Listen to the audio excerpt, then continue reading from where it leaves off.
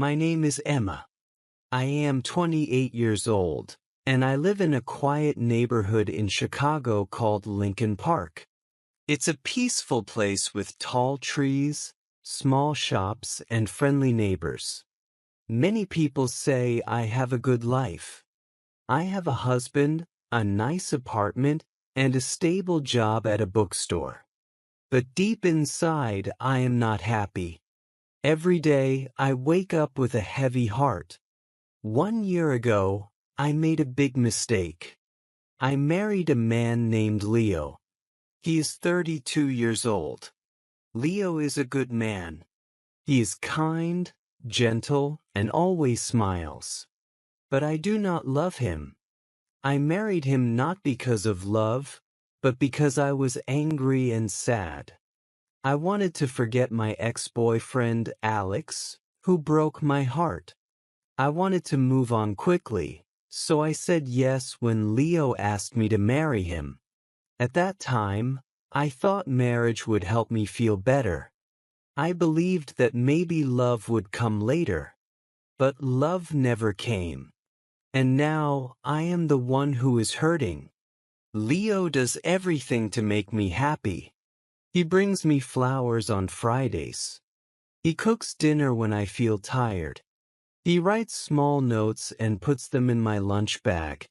He calls me his sunshine and always kisses my forehead. Many women would feel lucky to have a man like him, but I feel sad because I cannot love him back. One night, we were sitting on the balcony. The stars were bright, and the air was warm. Leo looked at me and said, "Emma, I know you don't love me yet, but I believe you will. I will wait. My love is strong enough for both of us." His words made me want to cry. He was so full of hope, but I had no hope inside me. I felt like I was lying every day. I smiled when I didn't want to. I said thank you when I felt nothing. I was living a life that didn't belong to me. My mother once told me, "Emma, love can grow with time. Marriage is not always about strong feelings. It is about kindness, respect, and patience." I tried to believe her. I tried to be patient. But every day, I felt more and more like a stranger in my own life. One Friday evening, Leo made a special dinner for me. He cooked my favorite dish, chicken pasta with garlic bread. He lit candles, played soft music, and even wore the blue shirt I liked. He said, "This is for you, Emma. You are my everything." I looked at him, smiled a little, and said, "Thank you." But inside, I felt empty. I could not enjoy the food. I could not enjoy the music. I felt like I was acting in a play, not living a real life.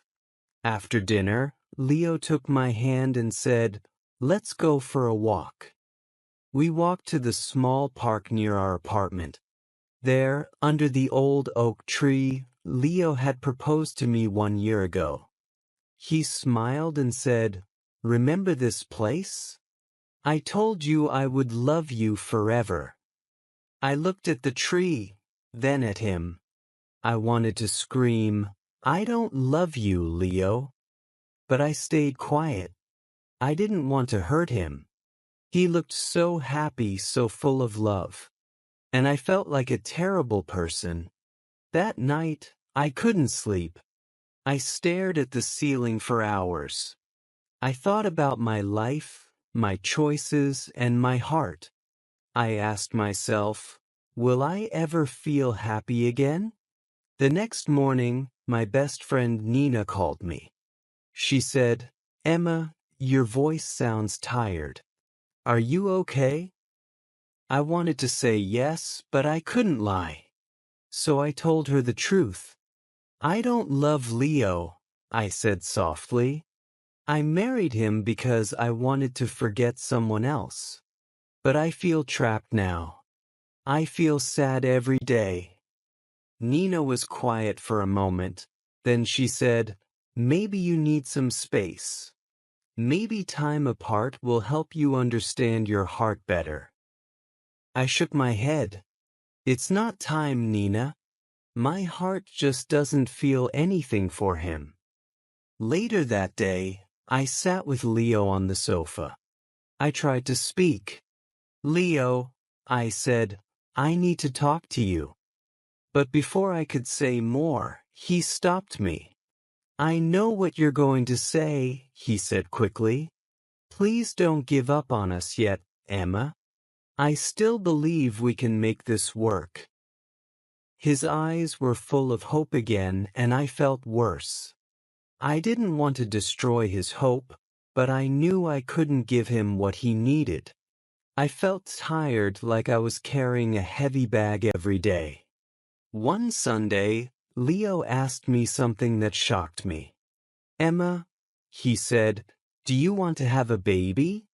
I think it will bring us closer." I froze. I didn't know what to say. The idea of having a child with someone I didn't love scared me. I looked down at my hands and said quietly, "I'm not ready, Leo." He nodded slowly. He looked hurt, but he didn't push me. That made me feel even worse.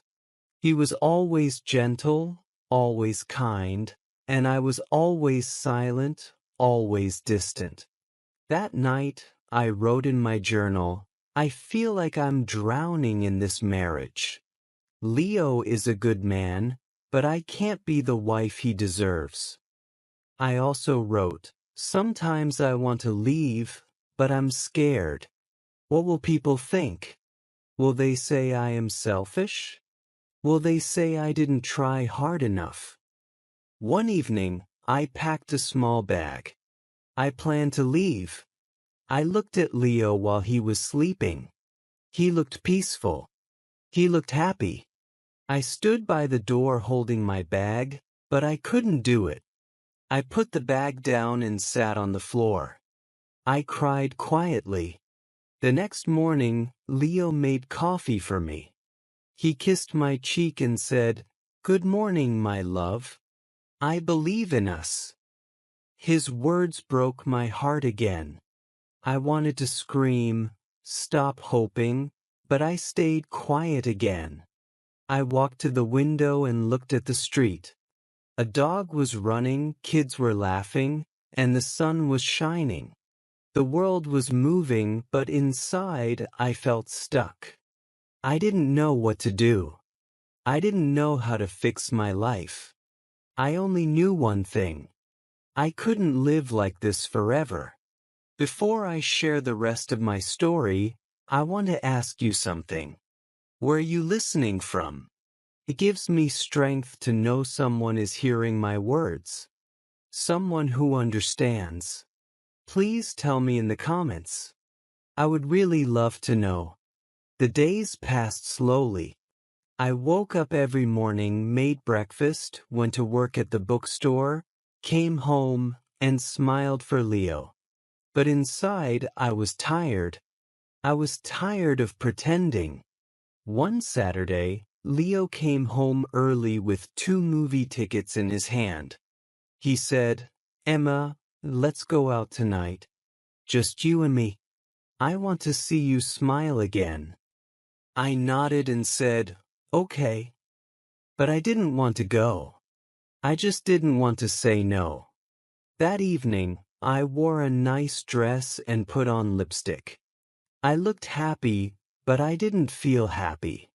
At the theater, Leo held my hand. He laughed at the funny scenes.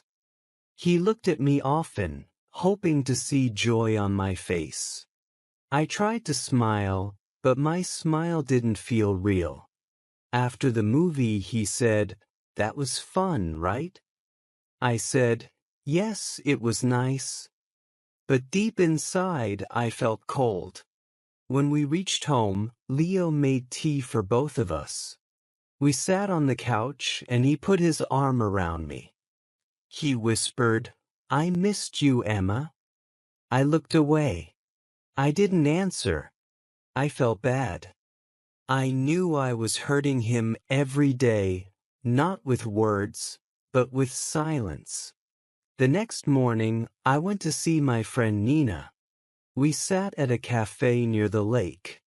The sky was cloudy, and the wind was cold. Nina looked at me with worried eyes. "Emma, you don't look well," she said. "You look tired." I took a deep breath and told her everything again. "Nina, I feel like I'm in a box with no door. I want to leave, but I'm scared. Leo is a good man. Everyone will hate me if I hurt him." Nina took my hand and said, "No one can live your life for you. If you are not happy, you must be honest. Leo deserves the truth, and so do you." Her words touched me, but they didn't take away the fear. What if I hurt Leo too much? What if I regret leaving? That night, I sat by the window and looked outside. The street was quiet. Lights from other homes were glowing. I wondered if people in those homes were happy. Did they also pretend like me? Leo came and sat beside me. He looked at me with gentle eyes and said, "Emma, you've been so quiet lately. I feel like I'm losing you." I wanted to tell him the truth, but I couldn't. I looked at him and said, "I'm just tired. Work has been busy." He didn't say anything. He just nodded. I could see the sadness in his eyes. The next week, Leo planned a short trip. He said, "Let's go to Lake Geneva for the weekend. Just you and me. Maybe the fresh air will help." I didn't want to go, but I said yes again. I didn't want to hurt him. We drove for 2 hours. The lake was calm, the trees were green, and the sky was blue. It was beautiful, but I felt nothing inside. Leo booked a small hotel by the water. In the evening, we walked along the shore. He took pictures and laughed. He held my hand and said, "This is nice, right?" I didn't know what to say. My heart was silent. I felt like I was walking in a dream that wasn't mine. That night in the hotel, Leo gave me a small box. I opened it and saw a necklace with a tiny heart. He said, "This is for you. My heart is yours." I looked at the necklace and felt tears in my eyes. Not because I was happy, but because I knew I didn't deserve his love. "Thank you," I said, my voice low. Later, when he fell asleep, I sat on the floor near the bed. I didn't want to cry out loud. I just sat there, thinking. I thought about the day we met. I remembered how kind Leo was to me when Alex left. He helped me, listened to me, and made me smile again. But I never felt love for him. I married Leo because I was broken. I didn't think clearly. I thought being with someone nice was better than being alone. But now I see it is worse to live without love. When we came back to Chicago, I started writing letters to myself. I didn't show them to anyone. I just wrote what I felt. One letter said, "Emma, you are not a bad person. You made a mistake, but you didn't do it with hate. You wanted to feel better, but now you must be brave. You must find your truth." Another letter said, "Leo is not your enemy. He is a good man, but he is not your home. You cannot give him what he needs." Writing helped me understand myself. It helped me see my own pain clearly. A few days later, Nina called me and said, "Emma, you sound stronger." I said, "I'm thinking about telling Leo everything. He deserves the truth." She said, "I'm proud of you." That evening, I made tea and asked Leo to sit with me. My hands were shaking. I need to tell you something, I said. He looked at me and said, okay. I took a deep breath. Leo, I care about you. You are a good man, but I don't love you. I never did. I married you because I was hurting. I thought love would come later, but it didn't. Leo was quiet. He didn't move. His face was calm, but his eyes were wet. He said softly, I knew, Emma. I saw it in your eyes. I just didn't want to believe it. Tears rolled down my cheeks. I'm so sorry, I said. I never wanted to hurt you. Leo nodded.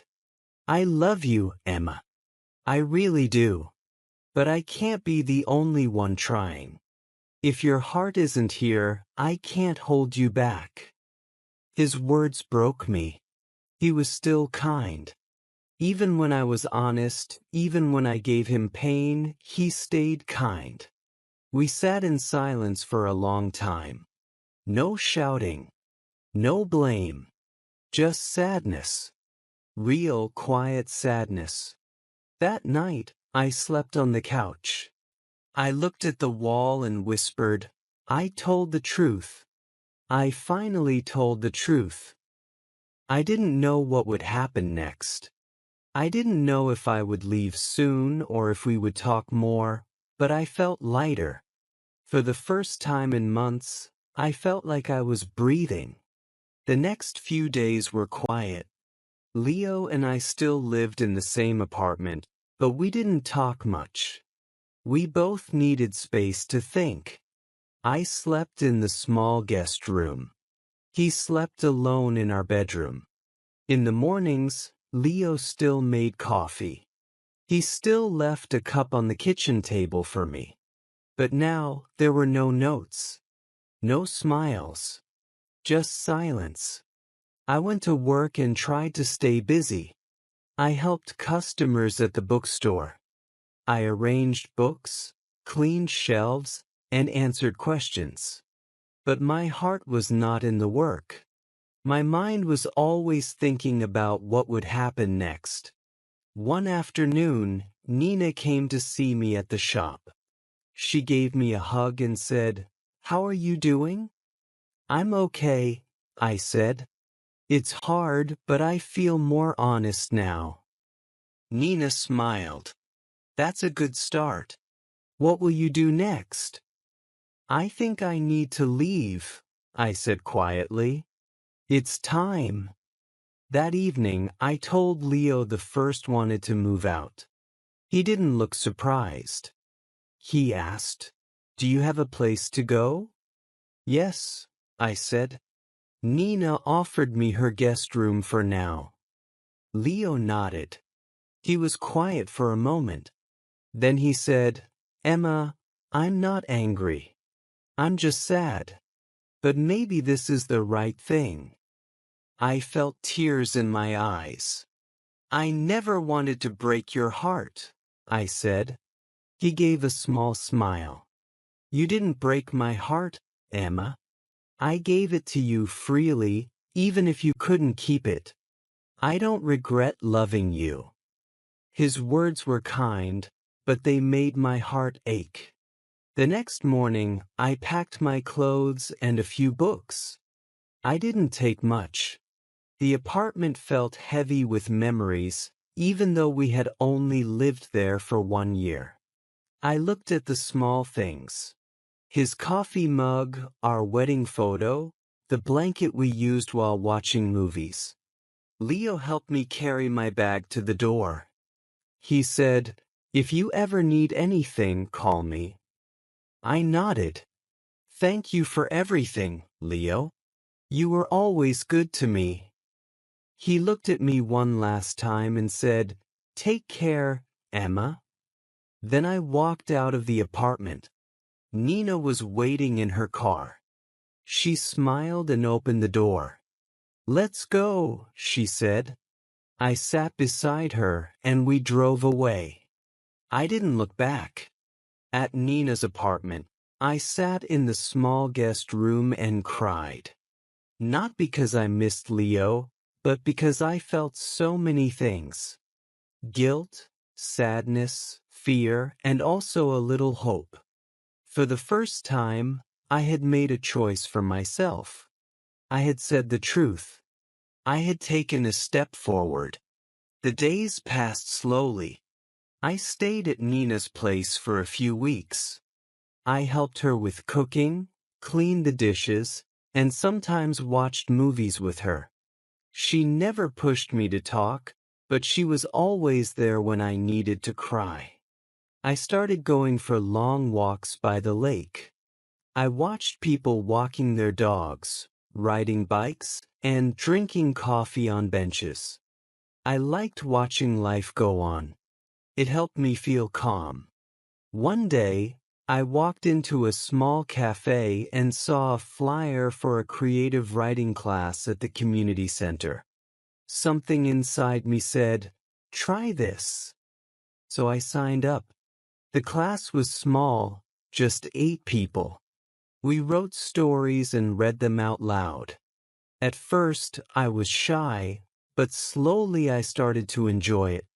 I wrote about my feelings, my past, and my hopes. One evening after class, I wrote something in my notebook. I lost love before I even found it, but now I am finding myself. That sentence made me smile. A few weeks later, I got a message from Leo. He wrote, "Hi Emma, I just wanted to say I hope you're doing well. I'm taking some time for myself too. I've joined a cooking class. It helps me stay busy. No pressure to reply. Just wanted you to know I'm okay." I stared at the message for a while. Then I replied, "Hi Leo, thank you for your message. I'm glad you're doing okay. I'm in a writing class now. It's helping me too. Wishing you peace and happiness."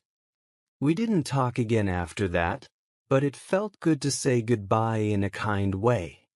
Months passed. I found a small studio apartment near the bookstore.